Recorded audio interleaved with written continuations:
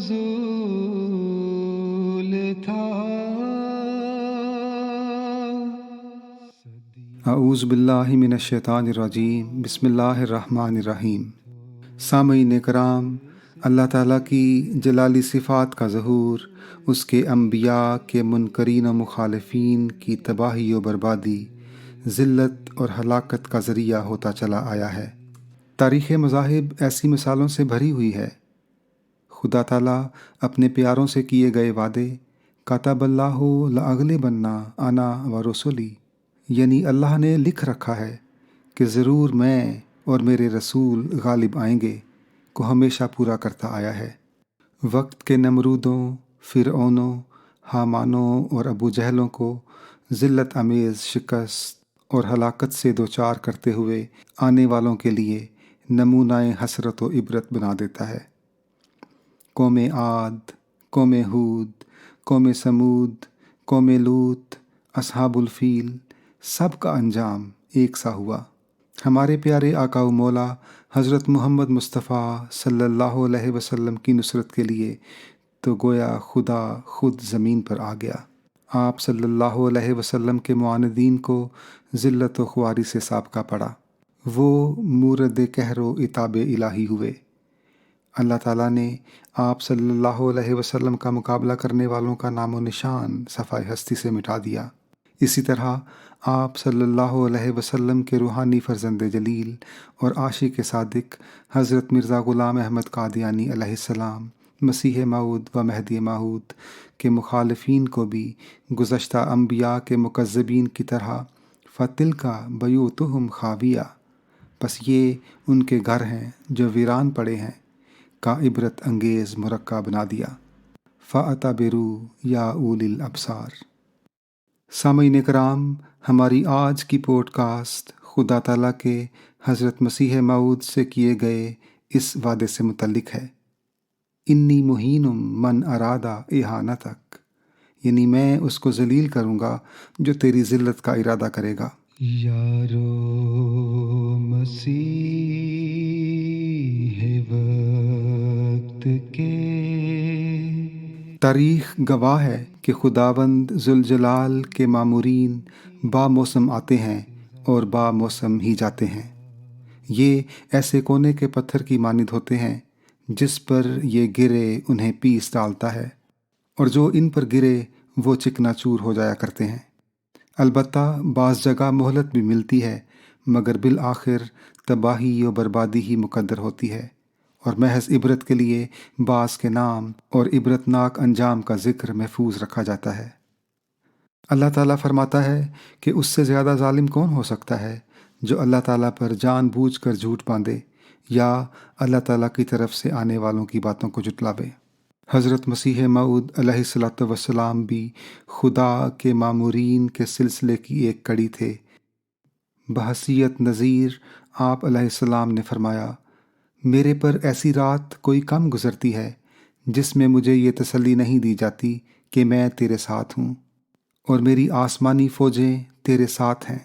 اگرچہ جو لوگ دل کے پاک ہیں مرنے کے بعد خدا کو دیکھیں گے، لیکن مجھے اس کے منہ کی قسم ہے کہ میں اب بھی اس کو دیکھ رہا ہوں۔ دنیا مجھ کو نہیں پہچانتی، لیکن وہ مجھے جانتا ہے جس نے مجھے بھیجا ہے۔ یہ ان لوگوں کی غلطی ہے اور سراسر بدقسمتی ہے کہ میری تباہی چاہتے ہیں۔ میں وہ درخت ہوں جس کو مالک حقیقی نے اپنے ہاتھ سے لگایا ہے۔ جو شخص مجھے کاٹنا چاہتا ہے اس کا نتیجہ بجز اس کے کچھ نہیں کہ وہ قارون اور یہودا اسکریوتی اور ابو جہل کے نصیب سے کچھ حصہ لینا چاہتا ہے۔ آپ علیہ السلام کا الہام انی مہین من ارادہ اہانتک کا چیلنج عام مخالفین کے لیے تو تھا ہی، مگر خاص مخاطب مولوی محمد حسین بٹالوی تھے، جو فرقہ اہل حدیث کے لیڈر تھے اور حضور علیہ السلام کے بچپن کے واقف تھے، اور جنہوں نے براہین احمدیہ کی اشاعت پر ریویو لکھتے ہوئے آپ کی اسلام کے لیے خدمات کو بے نظیر قرار دیا تھا۔ لیکن دشمنی میں انہوں نے یہاں تک لکھ دیا کہ یہ میرے ریویو پر نازاں ہے، میں نے ہی اس کو بڑھایا ہے اور میں ہی اب اس کو گرا دوں گا۔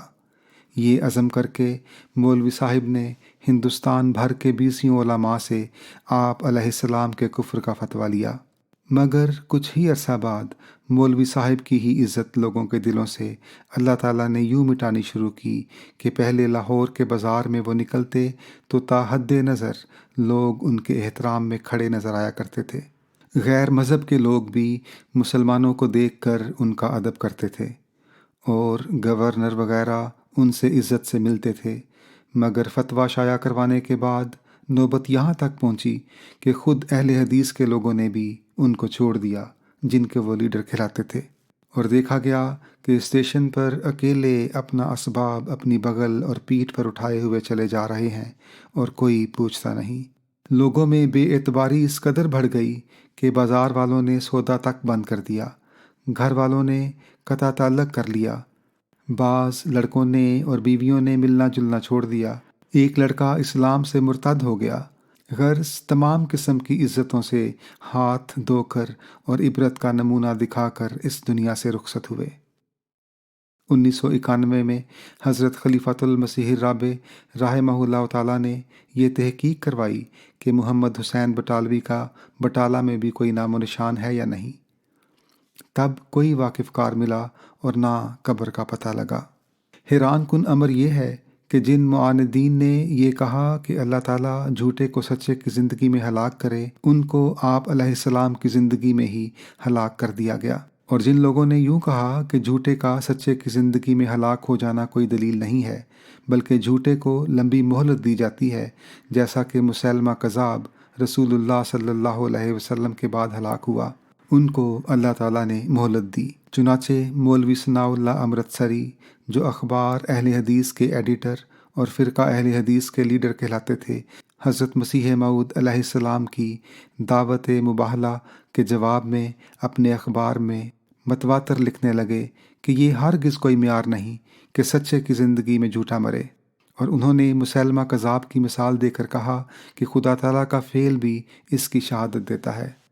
چنانچہ خدا تعالیٰ نے ان کو ان کے بتائے ہوئے معیار کے مطابق پکڑا، اور وہ حضور علیہ السلام کی وفات کے بعد زندہ رہے اور اپنی تحریر کے مطابق مسیلمہ کذاب کے مثیل ثابت ہوئے۔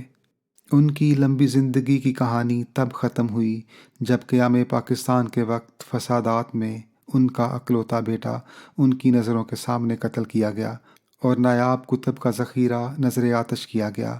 ان کے سیرت نگار مولانا عبد المجید سہدروی کے مطابق یہ دونوں صدمات ان کی موت کا سبب بنے۔ پر تم یوں ہی پڑے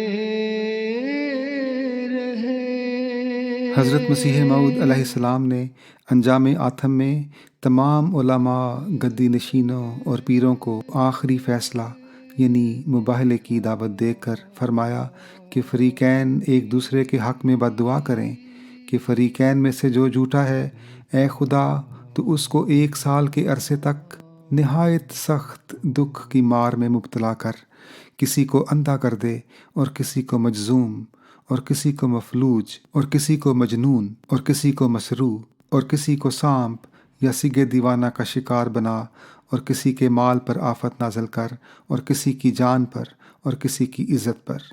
اور اس کے بعد لکھا، گوار ہے اے زمین اور اے آسمان کہ خدا کی لعنت اس شخص پر کہ اس رسالہ کے پہنچنے کے بعد نہ مباہلہ میں حاضر ہو اور نہ توہین و تکفیر کو چھوڑے اور نہ ٹھٹھا کرنے والوں کی مجلسوں سے الگ ہو۔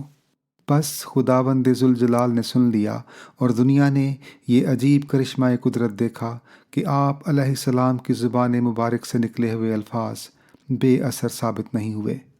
چنانچہ مولوی رشید احمد گنگوہی اندھے ہوئے، پھر سانپ کے ڈسنے سے مرے۔ مشہور مکفرین مولوی عبدالعزیز اور مولوی محمد لدھیانوی صرف 13 دن کے وقفے سے مر گئے اور ان کا پورا خاندان اجڑ گیا۔ مولوی سعد اللہ نو مسلم اور رسل بابا طاعون کا شکار ہوئے۔ مولوی غلام دستگیر قصوری نے اپنی کتاب فتح رحمانی میں حضور علیہ السلام کے خلاف بد دعا کی اور وہ کتاب کی اشاعت سے قبل ہی لقمہ اجل بن گیا۔ غرض اکثر معاندین آپ علیہ السلام کی زندگی میں تباہ و برباد ہو چکے تھے، اور جو زندہ تھے وہ بھی کسی نہ کسی بلا میں گرفتار تھے۔ آپ علیہ السلام کی وفات کے بعد مولوی محمد حسین بٹالوی اور مولوی ثناء اللہ امرتسری سلسلہ احمدیہ کے عروج کا مشاہدہ کرنے کے لیے دیر تک زندہ رہے، اور بالآخر اول الذکر پے در پے صدمات میں مبتلا ہو کر فالج سے راہیے ملک عدم ہوئے۔ پھر حضرت اقدس کی صداقت کے لیے اللہ تعالیٰ کی طرف سے تعاون کا نشان بھیجا گیا، اور امر واقعہ یہ ہے کہ مولوی رسل بابا امرتسری، جس نے حضور علیہ السلام کے خلاف گندی کتاب لکھی اور بد زبانی سے کام لیا تھا، تعاون کا شکار ہوا۔ یارو مسیح وقت موزہ بڑی چٹھا تحصیل حافظ آباد میں ایک شخص نور احمد رہتا تھا، جس نے تعلی کی کہ تعاون ہمیں نہیں مرزا صاحب کو ہلاک کرنے آئی ہے۔ اس پر ایک ہی ہفتہ گزرا تھا کہ وہ مر گیا۔ مولوی زین العابدین نے ایک احمدی سے مباہلہ کیا۔ تھوڑے دنوں کے بعد وہ خود اور اس کی بیوی اور داماد وغیرہ سمیت گھر کے 70 افراد تعاون کا شکار ہو گئے۔ حافظ سلطان سیالکوٹی اپنے خاندان کے 9-10 افراد سمیت تعاون کے باعث دنیا سے رخصت ہوا۔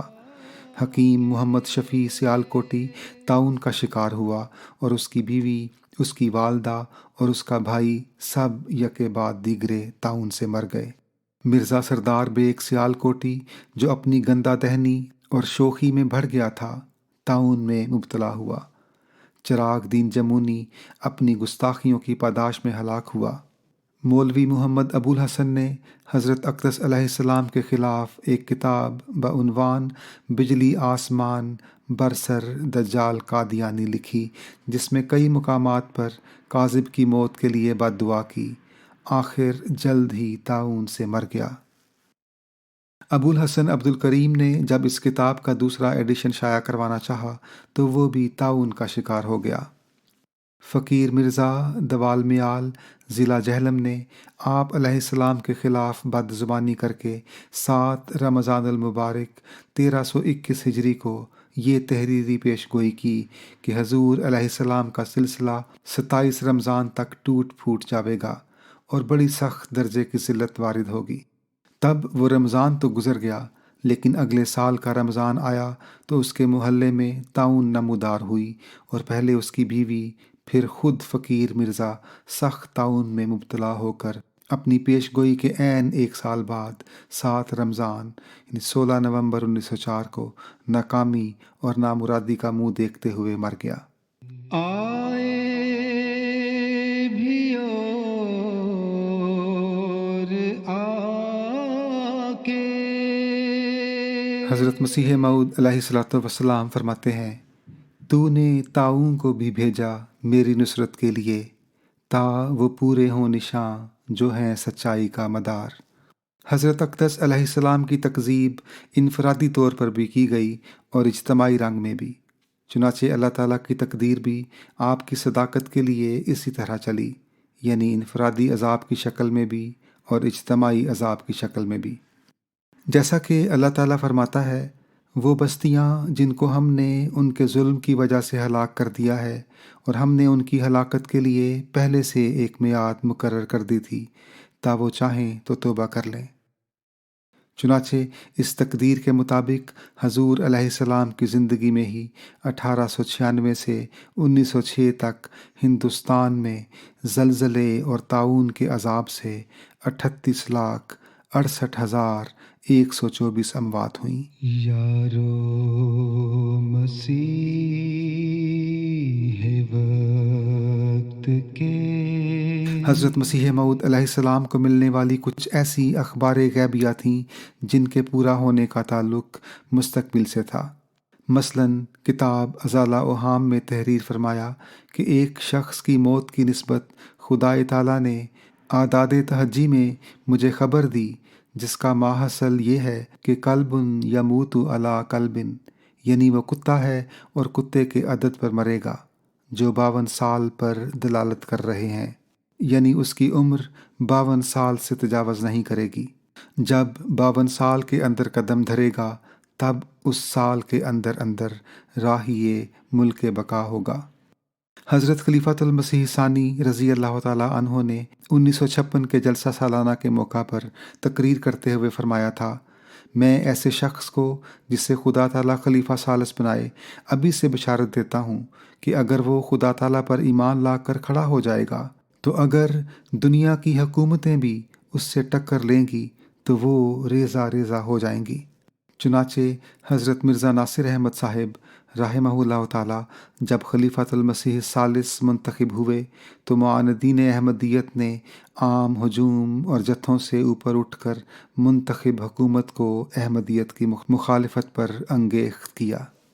المختصر یہ کہ 90 سالہ مسئلے کو حل کرنے کا کریڈٹ لینے والا خود اپنی ہی قوم کے ہاتھوں بدکار اور قاتل قرار دے کر 5 اپریل 1979 کو تختہ دار پر لٹکا دیا گیا، جبکہ اس نے 52 سال کی عمر میں قدم ابھی رکھا ہی تھا۔ احمدیت کا قافلہ تو فتح کی منزلیں طے کرتا ہوا آگے سے آگے بڑھتا چلا گیا، لیکن مخالفین کی دشمنی میں شدت آتی گئی۔ حضرت خلیفۃ المسیح رابع کے دور میں اٹھنے والے ایک اور فرعون نے احمدیہ جماعت کو کینسر قرار دیتے ہوئے کچل دینے کا ارادہ ظاہر کیا تو حضور رحمہ اللہ تعالیٰ نے اسے للکارتے ہوئے فرمایا، اے مذہب کے پاک سرچشمہ سے پھوٹنے والی لازوال محبت کو نفرت اور اناد میں تبدیل کرنے والو، اے ہر نور کو نار میں اور ہر رحمت کو زحمت میں بدلنے کے خواہاں بدقسمت لوگو جو انسان کہلاتے ہو، یاد رکھو کہ تمہاری ہر سفلی تدبیر خدائے برتر کی غالب تقدیر سے ٹکرا کر پارا پارا ہو جائے گی۔ تمہارے سب ناپاک ارادے خاک میں ملا دیے جائیں گے اور رب اعلیٰ کی مقدر چٹان سے ٹکرا کر اپنا ہی سر پھوڑو گے۔ تمہاری مخالفت کی ہر جھاگ اٹھاتی ہوئی لہر ساحل اسلام سے ٹکرا کر ناکام لوٹے گی اور بکھر جائے گی اور اسے پیش قدمی کی اجازت نہیں ملے گی۔ اے اسلام کے مقابل پر اٹھنے والی ظاہری اور مخفی، عیاں اور باطنی طاقتوں، سنو کہ تمہارے مقدر میں ناکامی اور پھر ناکامی اور پھر ناکامی کے سوا کچھ نہیں، اور دیکھو کہ اسلام کے جانثار اور فدائی ہم وہ مردان حق ہیں جن کی سرشت میں ناکامی کا خمیر نہیں۔ پر تم یوں ہی پھر دنیا نے دیکھا کہ احکم الحاکمین کے حضور ایک مرد حق کی طرف سے دعائے مباہلہ سے ٹکرانے کے بعد اس مضبوط ترین آمر وقت کا وجود آگ میں جل کر اس کے سارے بد عزائم سمیت آسمان کی فضاؤں میں راکھ کی طرح بکھیر دیا گیا، اور دوسری طرف اللہ تعالیٰ کی یہ تقدیر بھی ظاہر ہوئی کہ مردہ قرار دیا جانے والا اسلم قریشی، جس کے مظلومہ ناکردہ قاتل کو گرفتار کرو کے نعرے لگ رہے تھے، وہ زندہ ہو کر معاندین احمدیت کے باب میں ایک اور شکست رقم کر گیا۔ حضرت خلیفۃ المسیح الخامس ایدہ اللہ تعالیٰ بنصر العزیز اپنے خطبہ جمعہ فرمودہ 7 اکتوبر 2011 میں فرماتے ہیں، حضرت مسیح موعود علیہ السلام کے دعویٰ سے لے کر اب تک مخالفتوں کی آندھیاں چلتی رہیں، یہاں تک کہ خلافت ثانیہ کے وقت احرار نے قادیان کی اینٹ سے اینٹ اکھاڑنے کی بڑھ ماری۔ کسی نے حکومت کے نشے میں احمدیوں کو کشکول پکڑانے کی بات کی، لیکن نتیجہ کیا نکلا؟ آج احمدیت 200 ممالک میں قائم ہو چکی ہے۔ یہ سلسلہ خدا کا قائم کردہ سلسلہ ہے۔ ہم ہر آن خدا کی تائید و نصرت کے حوالے دیکھ رہے ہیں، بس فکر اس بات کی ہے کہ ہم انابت اللہ کر رہے ہیں یا نہیں، اللہ کے حضور عاجزی کے ساتھ جھک رہے ہیں یا نہیں۔ ہم اپنے دلوں میں حضرت مسیح موعود علیہ السلام کے خلاف ظالمانہ الفاظ پڑھ اور سن کر صرف بے چینی محسوس کرنے والے نہ ہوں، بلکہ راتوں کی دعاؤں میں خدا تعالیٰ کے فضل اور رحم کو کھینچنے والے ہوں۔ اپنی سجدہ گاہوں کو تر کریں، ہم حضرت صلی اللہ علیہ وسلم کے خدا کو پکاریں جس نے کمزوروں کو حاکم بنا دیا۔ بس اے خدا، ہم تیری رحمت کا واسطہ دے کر آج تجھ سے مانگتے ہیں کہ یہ زمین جو ہمارے لیے تنگ کی جا رہی ہے، ہمارے لیے گل و گلزار بنا دے۔ ہمیں تقوی میں ترقی کرنے والا بنا۔ اے ارحم الراحمین خدا، تو ہم پر رحم کرتے ہوئے فضل نازل فرما۔ آمین۔ اللہم صلی علی محمد وعلی آل محمد وبارک وسلم انک حمید مجید۔ یارو مسیح وقت کے تھی جن